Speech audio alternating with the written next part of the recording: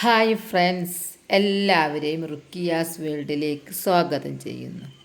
ഞാൻ ഇന്ന് cabbage, cauliflower എല്ലാം നടാൻ പോവുക.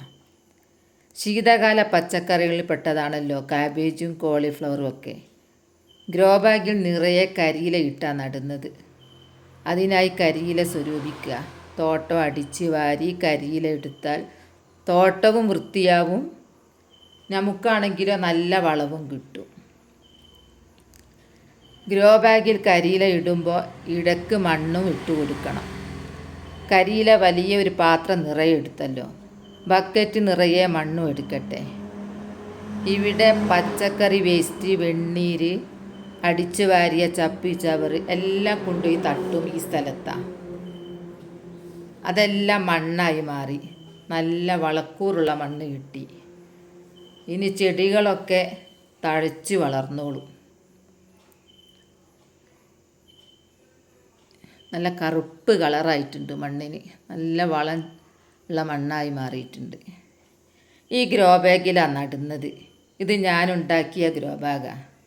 വെറും 4 രൂപയെ ഇതിന് ചിലവായിട്ടുള്ളൂ. ഗ്രോ ബാഗിൽ കരിയില കുത്തി നിറക്കണം. തുടക്കം തന്നെ നന്നായി കരിയില ഇട്ടാൽ പിന്നീട് വളം ചെയ്യേണ്ട ആവശ്യമൊന്നും വരില്ല. ഇടയ്ക്ക് മണ്ണിട്ട് കൊടുക്കണം.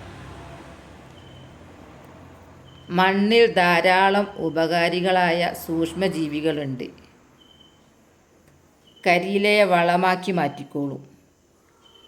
വീണ്ടും കരിയില ഇട്ട് കുത്തി കുത്തി നിറക്കണം.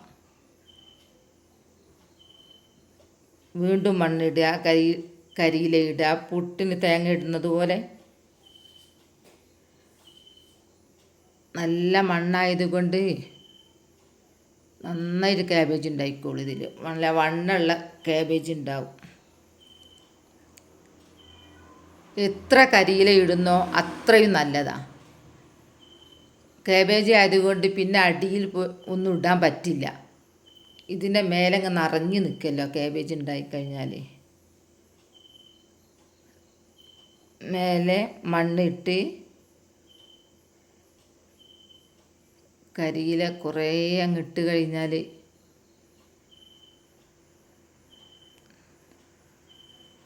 ഇനി നിറയെ മണ്ണിടുക. മേലെ നിറയെ മണ്ണിടുക.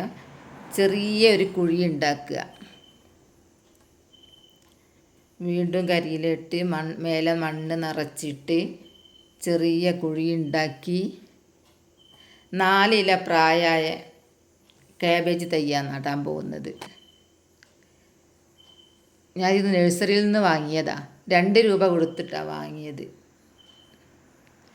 വാങ്ങിയ ഉടനെ തന്നെ ഞാൻ ക്യാബേജ് തൈ ഗ്രോ ബാഗിലെല്ലാം നട്ടത്. ഞാൻ വേറെ ചെറിയൊരു ചട്ടിയിൽ നട്ടൊന്ന് വളർച്ച വെച്ചാരെയാണ് ഗ്രോ ബാഗിലേക്ക് ഇടുന്നത്. ഇത് 2ാമത്തെ ഗ്രോ ബാഗാണ്.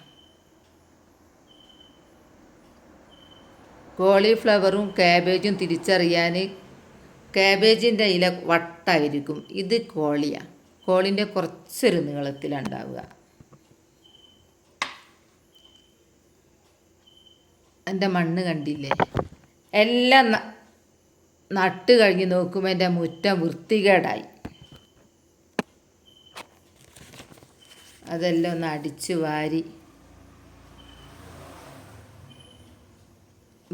കണ്ടില്ല, വൃത്തിയാക്കി നല്ല ഭംഗിയായി. മുറ്റായതുകൊണ്ട് ആ സ്പോട്ടിൽ തന്നെ വൃത്തിയാക്കിക്കൊള്ളണം. ഇതാ ഞാൻ നട്ട ക്യാബേജ്. ഈ വീഡിയോ കാണുന്ന എൻ്റെ പ്രിയപ്പെട്ടവർ സബ്സ്ക്രൈബ് ചെയ്യാതെ കാണുന്നതെങ്കിൽ ഒന്ന് സബ്സ്ക്രൈബ് ചെയ്ത് സപ്പോർട്ട് ചെയ്യണേ. ഇന്നത്തെ വീഡിയോ ഇത്രയേ ഉള്ളൂ.